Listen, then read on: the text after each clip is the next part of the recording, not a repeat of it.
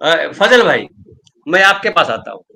ये बिहारी लोग कुछ करे न करे, कम से कम इतना जरूर करते हैं कि खिखियाने वाला साइन बोर्ड लगा देते हैं, और उससे समझ में आता है कि बिहार में बड़ी खुशहाली है। कहीं कहीं टहल रहे होंगे किसी स्टेट में, रोजगार ढूंढ रहे होंगे, और जो है गीत गा रहे हैं इधर आकर। खैर, वहां गए कि नहीं गए भाई? क्या हिंदू स्वाभिमान यात्रा में? जाओ जाओ, बुला रहे हैं तुम्हारे वो। नीतीश जी ने भी मीटिंग की फजल भाई, और जी जी। कुछ सुनाया उनको कि नहीं सुनाया? गिरिराज सिंह को स्वाभिमान जगाया कि नहीं जगाया? एक तो ये सवाल है।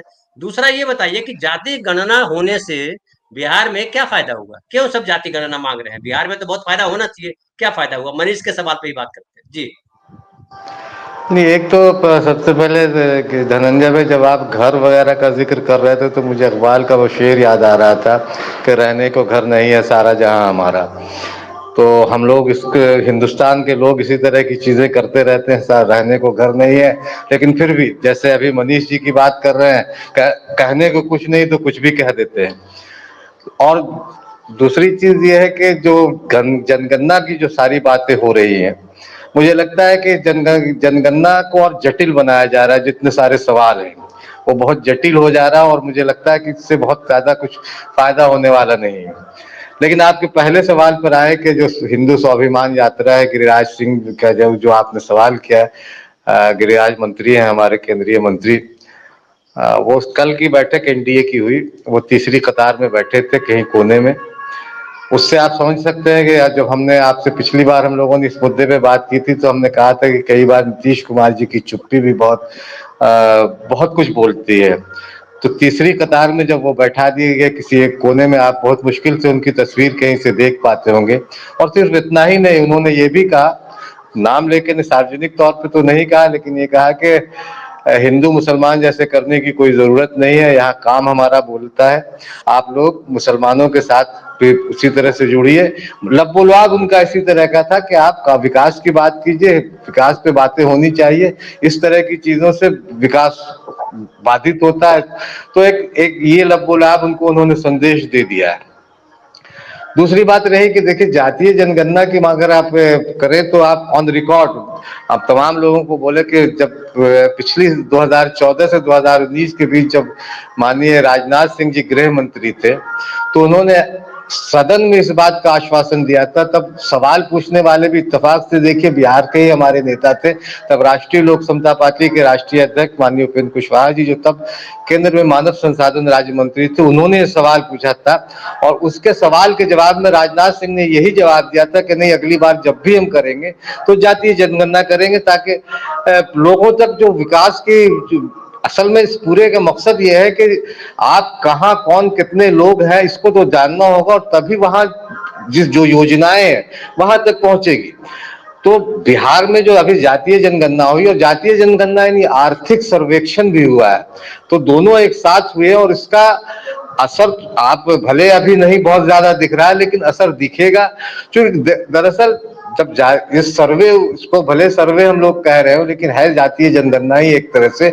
और इस जातीय जनगणना ने बिहार और नीतीश कुमार जी की अगुवाई वाली सरकार ने, जिसमें भारतीय जनता पार्टी भी शामिल है, उसने भी आम राय से इस पूरे इस सदन में पास हुआ था ये जातीय जनगणना का प्रस्ताव। और पास करने के बाद ये सारी चीजें आई, बाद में राष्ट्रीय जनता दल वगैरह सारी पार्टियों ने।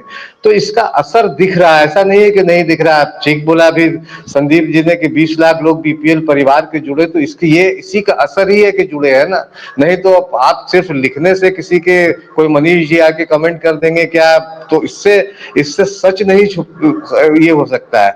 तो केंद्र सरकार को भी इस पे बहुत गंभीरता से सोचना चाहिए, चाहे फजल भाई, कि एक जात। सवाल आपसे और है, ऐड कर दूं कि ये जी जो जी। मुस्लिमों में शिया सुन्नी की बात तो कर रहे हैं, पसमानदा, और पसमानदा में कितनी जातियां हैं उनको भी गिनते तो हालांकि अच्छा होता। लेकिन ये शिया सुन्नी के अलावा भी बहुत सारे फिरके हैं, उनको भी ऐड करेंगे, करना चाहिए। और उसके अलावा क्या ये एक मुसलमानों के भीतर ये एक संदेह तो जा सकता है कि कहीं ये गिनती करके कुछ गड़बड़ ना करे, क्योंकि इतना संदेह इस सरकार को लेकर के है कि पता नहीं क्या करेगा। क्या ऐसा, चूंकि आप याद कीजिए जब इन्होंने लागू किया था कमाल कावड़ यात्रा के समय कि सब लोग अपने जाति अपना धर्म दुकान के बाहर लगाओ, तो बड़ा बाबेला मचेता कि आप चिन्हित कर लोगे और चिन्हित कर करके आप जो है प्रताड़ित करोगे। तो ये संदेह भी तो उपजता है ना। नहीं देखिए, देखिए सरकार की नीयत पे सवाल बार बार उठता रहा है। बहुत सारे मसले हैं जिसको लेकर सवाल उठते रहे, इस बार भी उठेंगे निश्चित तौर पर। मुझे लगता है कि ये अभी एक बहुत कॉन्क्रीट चीज हमको नहीं लग रहा है कि जिस तरह के सवालात आए, मुझे लगता है कि इसमें बहुत सारे अभी विरोधाभास है। लगता है कि जिन लोगों ने सवाल बनाया है वो भी बहुत कंफ्यूज है कि मुसलमानों में शिया है, सुन्नी है, बोहरा है, और भी कई कम्युनिटी होंगे। तो उसमें या पसमानदा, जैसे का आपने जिक्र किया, पसमानदा अपर कास्ट है। लेकिन चीजें ये है कि खुद भी अभी जिन लोगों ने भी ये सवाल बनाए हैं, जिन लोगों ने भी ये किया, वो खुद कंफ्यूज है। उनको ये समझ में नहीं आ रहा कि मुझे करना क्या है। तो और जब तक एक ये एक सब सवाल और ऐड करना चाहिए था नहीं कि आप नहीं नहीं सर, सर बीजेपी सर को वोट कभी दिया धनंजय है जी कि नहीं। सर, नहीं नहीं सर, एक मैं टिप्पणी करना चाहूंगा कि कोई कंफ्यूजन नहीं है। नहीं भारतीय नहीं नहीं जनता पार्टी आरएसएस अपने एजेंडा पर किसी प्रकार का कोई कंफ्यूजन अगर रखता है, कोई ये समझता है, वो कंफ्यूज्ड है। ये सवाल जो उठाए जा रहे हैं, एक एक सवाल के पीछे साजिश है, इसके लिए आप निश्चिंत रहें। नहीं, जी ये जी आपकी ठीक राय हो सकती है, ये आपकी राय हो सकती है। मैं इससे डिफर करता हूँ। मेरी राय ठीक इससे है। अलग है, और मैं तो आपकी उस बात से भी नहीं, एक बात, मैं आपकी उस बात से भी डिफर करता हूँ डॉक्टर साहब कि ओबीसी जागा नहीं, ओबीसी समाज आज जागा है, चाहे वो बिहार हो या उत्तर प्रदेश हो। और दलित और महादलित समाज भी जागा है। अगर जागा नहीं होता तो आज भाजपा 240 पे नहीं आई होती।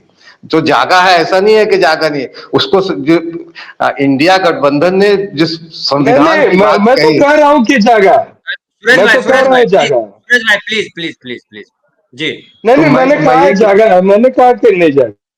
नहीं, अब ठीक है ठीक है। सड़कों पर उस तरह से उतरना न उतरना अलग बात है, लेकिन ओबीसी और दलित समाज जाग चुका है, और वो अपने अधिकारों को लेकर रहेगा, चाहे देर हो सवेर हो। लेकिन वो इस जातीय जनगणना को हर हाल में, मुझे तो ये लगता है कि केंद्र सरकार को भी इसको पूरा करना होगा। क्योंकि जो क्षेत्रीय दल है तमाम, जिसकी बैसाखी को लेकर केंद्र सरकार है, उसमें वो कहीं ना कहीं इस जातीय जनगणना के पक्ष में, और खासकर नीतीश कुमार जी और उनके साथ उपेंद्र कुशवाहा हो या रामविलास ये चिराग हो या जीतन राम मांझी हो, सारे लोग जातीय जनगणना के पक्ष में खड़े हुए ठीक है हैं। तो ठीक है ठीक आप इसको इग्नोर नहीं कर सकते कि जातीय जनगणना नहीं करेंगे। ठीक है, देर ठीक हो है सवेर हो, और अभी एक गिमिक्स है उनका। लेकिन यह है कि मुझे लगता है कि जातीय जनगणना अंततः होगी। ठीक है, थोड़ा देर सवेर हो ठीक सकता है। ठीक है ठीक है ठीक है ठीक है।